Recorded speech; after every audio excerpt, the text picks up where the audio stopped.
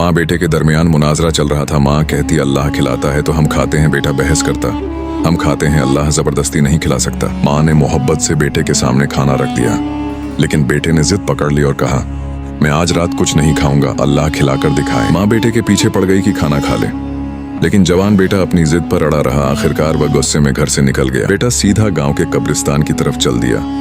रात का अंधेरा छाने लगा था।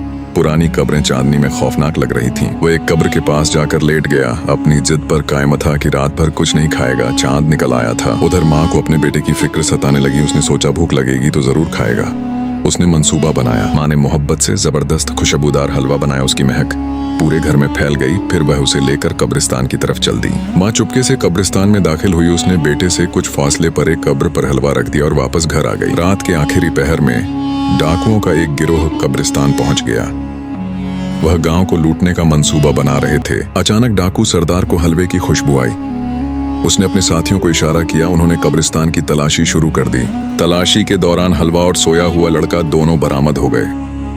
डाकू सरदार ने हलवा उठाया और खाने को हुआ। सांभा ने सरदार को रोका और कहा ठहरो, ये जहर हो सकता है, ये लड़का जासूस लगता है, ये जाल है। सरदार ने दाद दी और सांभा की अक्लमंदी की तारीफ की।